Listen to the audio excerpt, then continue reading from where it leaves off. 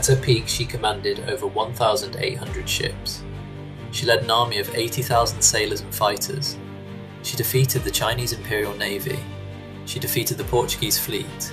She defeated the British East India Company. She was never captured.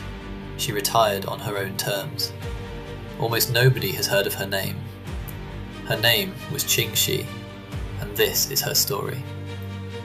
The year is 1775. In the ancient port city of Canton, China, a girl is born into poverty. Merchant ships crowd the busy harbour of Canton. The Pearl River stretches through the city like a lifeline. Thousands of people live and work on the water.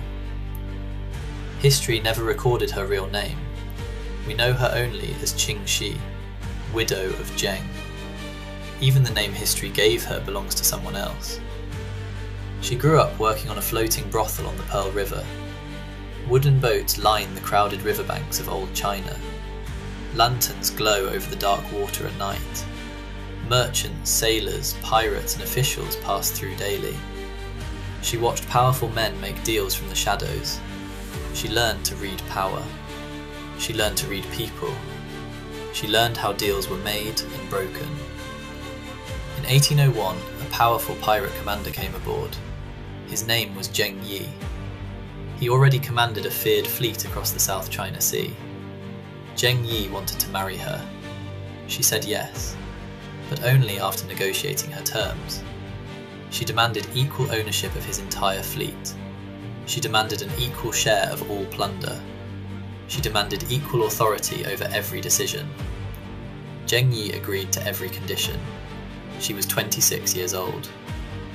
In 1801 China, a woman with no name and no rights sat across from one of Asia's most feared criminals, and she negotiated a partnership on her own terms. For the next 6 years they built something extraordinary. The Red Flag fleet grew from a small group into a massive naval force. By 1807, the Red Flag fleet controlled the entire South China Sea coastline. Their fleet numbered over 1,800 vessels. Their fighters numbered between 80,000 and 180,000 people. No navy in the region could match their power. Then, in November 1807, Zheng Yi died in a violent typhoon. Most pirate empires collapse when their leader dies. Lieutenants fight for control. Fleets splinter and fall apart within months. Ching Shih had other plans.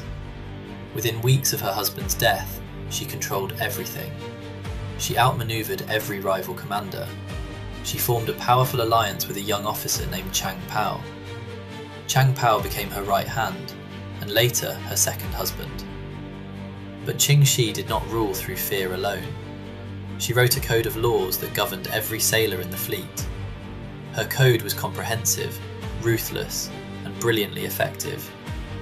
Any sailor who gave orders without authorization was beheaded immediately. Stealing from villages under the fleet's protection was punishable by death. Female captives were never to be harmed. Violators were executed. Desertion meant having your ears cut off. A second attempt at desertion meant death. This was not cruelty for its own sake. This was governance. A fleet of 80,000 people is a floating nation, and nations need laws.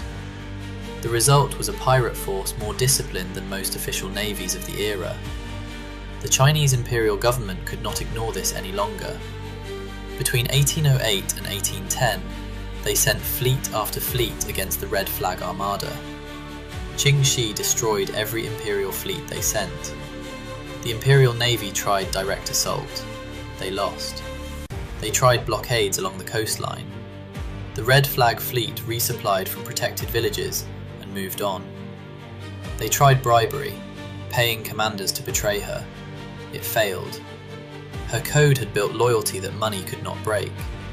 So the Chinese government asked for outside help, first from Portugal. Portuguese warships sailed from the colony of Macau. Ching Shih captured the Portuguese vessels. She kept the ships. She sent the sailors home with a polite message. Then the British East India Company intervened. At this moment in history, the British East India Company was arguably the most powerful military force on Earth. Their warships sailed to confront the Red Flag fleet. They fared no better than the others. At her peak, Ching Shih was simultaneously at war with China, Portugal, and Britain. 3 empires, 1 woman, and she was winning. By 1810, the Chinese government, having failed completely, offered to negotiate. Ching Shih looked at the situation with clear eyes. Her fleet was powerful but aging. Maintaining 80,000 people was expensive. Empires do not give up. They regroup and return with more force. She chose to negotiate. Her terms were extraordinary. Her sailors received full pardons for all crimes. They were allowed to keep every coin of plunder they had accumulated. Her officers were given official positions in the Imperial Chinese military.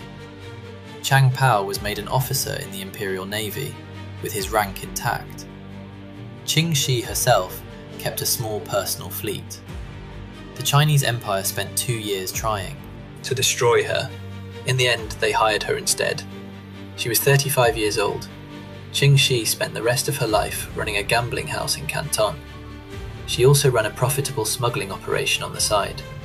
The same authorities who once hunted her left her completely alone.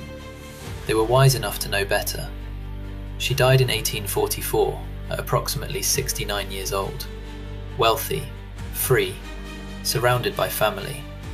No prison, no execution, no dramatic final battle. Just a woman who played the game better than everyone else and knew exactly when to walk away. Ching Shih commanded more ships than any pirate in recorded history. She defeated 3 empires. She wrote laws that governed 80,000 people. She retired at 35 with full immunity and her fortune intact. The pirates we remember, Blackbeard, Bartholomew Roberts, Calico Jack, were mostly men who died young and accomplished far less. We made them legends. We named drinks after them. The most successful pirate who ever lived opened a gambling house in Canton and died quietly in her bed at 69. Her name was Ching Shih. Now you know it.